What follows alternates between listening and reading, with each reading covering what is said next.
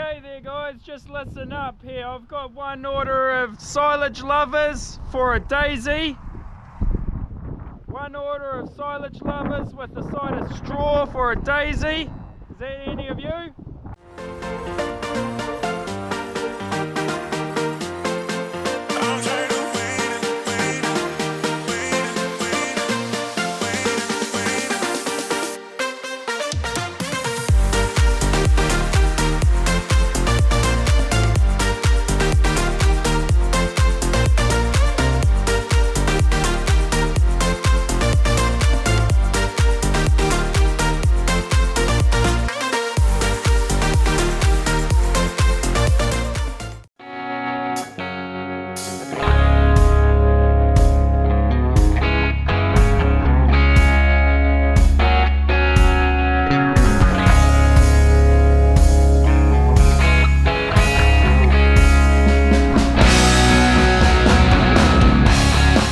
Ladies and gentlemen, so hopefully that sun's not blocking you guys out, but we are obviously in autumn, and in autumn on this dairy grazing, dry stock grazing operation, we are feeding out. And so we do our own silage here on the property, so it's just like the straw. We like to keep it on farm as much as possible. The stuff that we graze is also the stuff that we turn into baleage, and so naturally we know exactly what is happening or happened to that grass. We know exactly what sprays are going on, we know exactly what fertilizers have gone on it, and so we are quite happy to keep it on farm and keep it to ourselves. So we have a range of different types of baleage here. Being a cropping farm with our rotation really is quite good for when it comes to feeding out to heifers. We've got a lot of different options if we want to feed different types of bales out. Now we can go for obviously the stubble straw.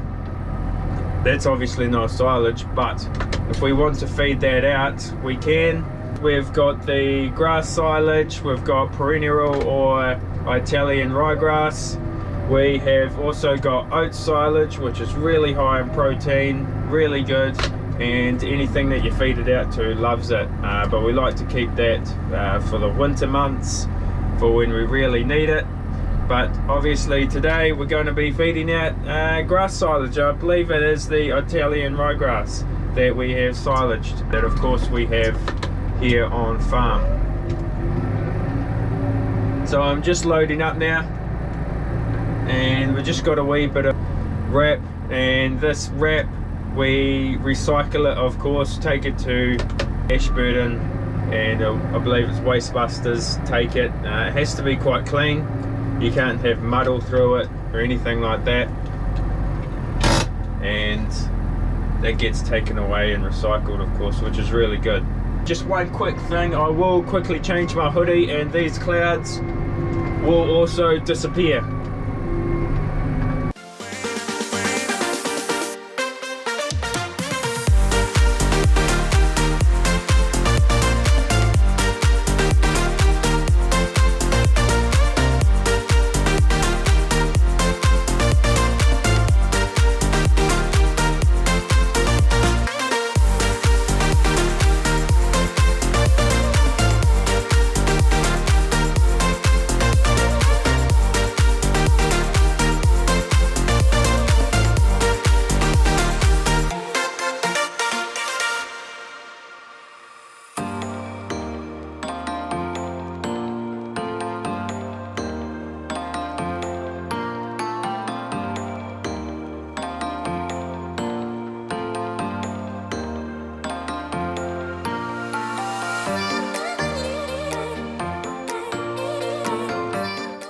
Being a heifer grazing but also cropping farmers, we have a different range of crops going into paddocks all the time, and over the years we can chop and change what we do. We don't have to exactly stick to that one plan.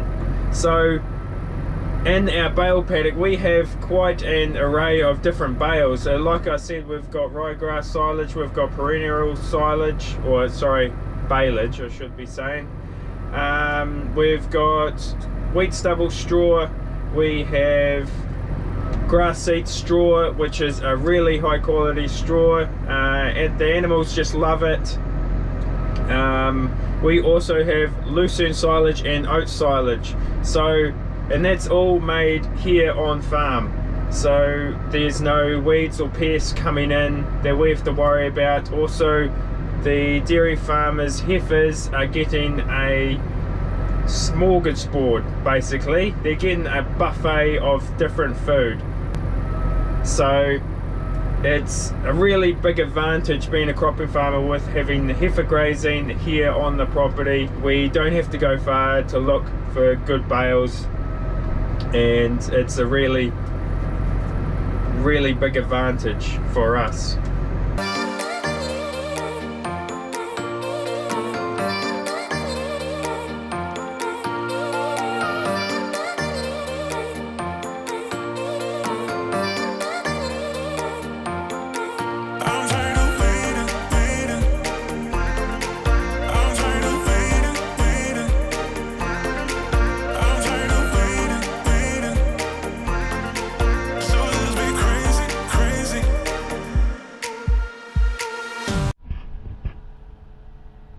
So as you can see, I've just fed out half that bale to these girls here. This is paddock C, it's right out in front of the yard.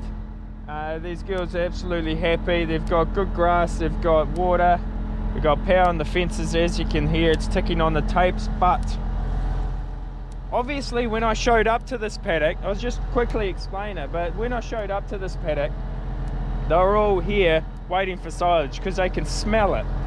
They can smell that baleage smell. I should be saying baleage, I shouldn't be saying silage, but anyway. And so they're all standing there at the gate staring at me, and I'm going, oh shit, if I open that tape up, they're just going to run around and then they'll get out into our oats. And so those oats aren't ready to be eaten off, so we don't want them on there.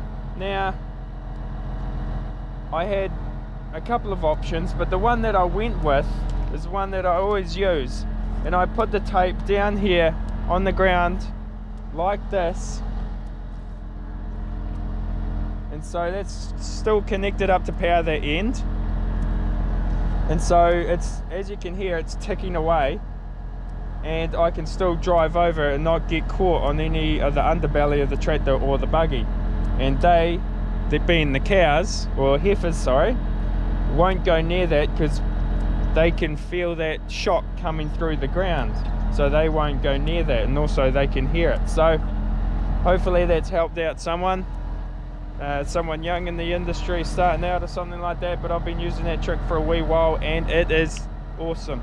So I've never had anything get out, and it works bloody well. So yeah, anyway, we'll get back to it. So why do farmers feed out? And so I'm just currently driving to the next herd. We've got 6 herds currently, 4 of heifers or R2s, and then 2 of calves. Now, the reasons why farmers feed out is because there is a shortage of feed for whatever reason that season brings. So typically on this farm we feed out in the cooler months of our grazing program for when the heifers are on grass. So of course, when I'm talking about the cooler months, that's early spring and later autumn. So currently we're in April, mid-April, so we are feeding out about, when I say about, we don't actually weigh them, but about 3 to 4 kgs per heifer.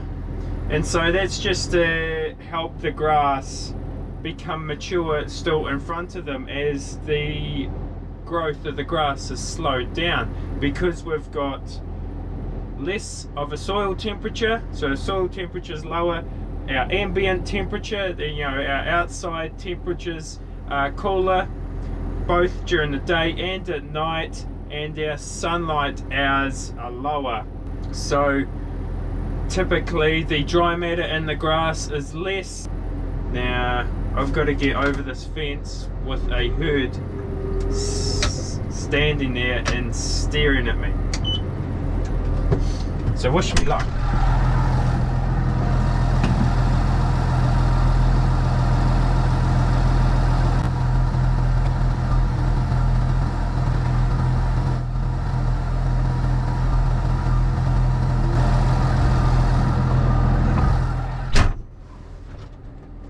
At the man's room.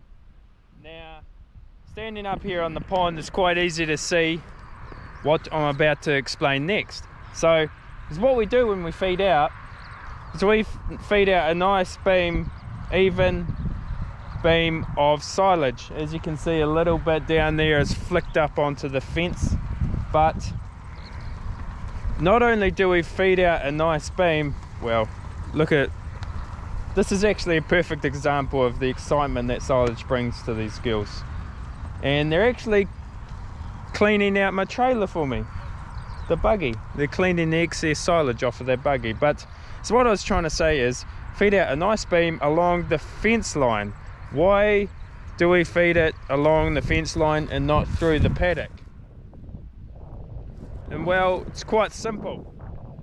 You can see down here that there's mud and dead grass down the edge of the fence line, but none in the middle of the paddock. So naturally they will walk around the outside of the paddock, and so that's where you put the silage.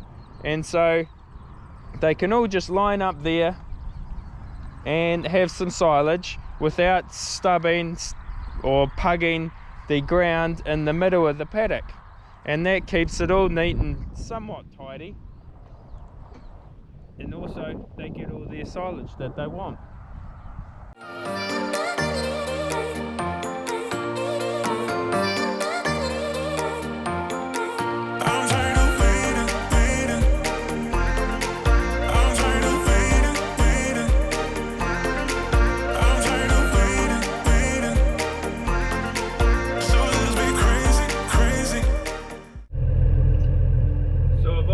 Just use my little tape gate technique again, so that none of those calves got out of the paddock while I leave the tapes open to drop that bale in.